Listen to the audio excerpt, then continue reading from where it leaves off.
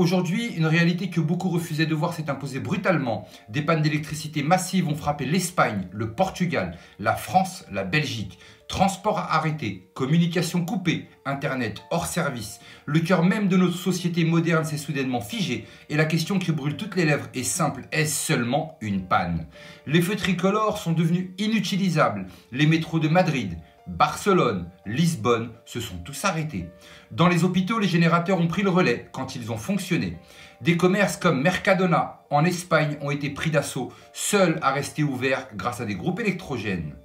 Les avions, eux, ont pu encore atterrir, mais à Lisbonne, le trafic était réduit à peau de chagrin. Red Eléctrica, le gestionnaire du réseau espagnol, a annoncé qu'il faudra entre 6 à 10 heures pour tout rétablir. 6 à 10 heures dans un monde ultra connecté, c'est une éternité.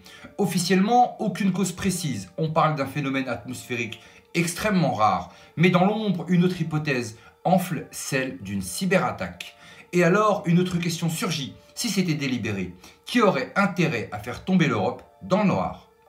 En temps normal, évoquer l'idée d'un blackout volontaire aurait valu moquerie et accusation de complotisme. Oui, j'en ai fait les frais plus d'une fois, nous y voici. Mais voilà, depuis des mois, des experts, des militaires et même d'anciens responsables de la cybersécurité alertent. Oui, ils alertent sur la fragilité de nos infrastructures électriques, sur les risques des cyberattaques massives, sur l'usage de ces blackouts comme prétexte pour d'autres opérations beaucoup plus graves.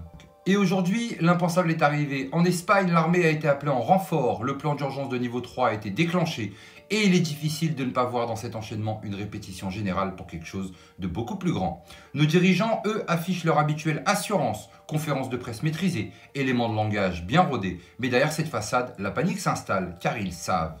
Ils savent que leur système repose sur du vide, que quelques heures sans électricité suffisent à plonger les villes dans le chaos et voyez autour de vous. La présence des militaires hier exceptionnelle est devenue presque banale. Des hommes entrés dans nos gares, nos métros, nos aéroports. Officiellement pour notre sécurité. Mais aujourd'hui, qui peut garantir qu'ils ne sont pas là aussi pour autre chose? Pour encadrer des populations devenues ingérables si la lumière s'éteint pour de bon. Car quelque chose approche. Quelque chose de trop grand pour être arrêté maintenant.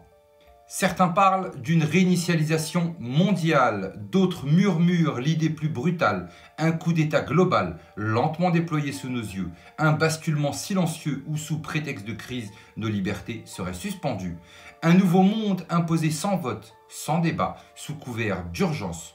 Sommes-nous en train d'assister aux prémices d'un scénario écrit de longue date ? Sommes-nous en train de vivre le dernier acte de notre illusion de liberté? Serons-nous assez lucides pour comprendre avant qu'il ne soit trop tard? Ou bien continuerons-nous à croire qu'une simple panne d'électricité peut par hasard plonger la moitié d'un continent dans la nuit? Ce qui s'est passé aujourd'hui est peut-être un avertissement, un rappel brutal que notre modernité est un colosse aux pieds d'argile, un appel à penser par nous-mêmes, à nous préparer avant que la lumière ne s'éteigne pour de bon. Car quand le blackout vient, la seule arme qui reste c'est la lucidité ou les bougies.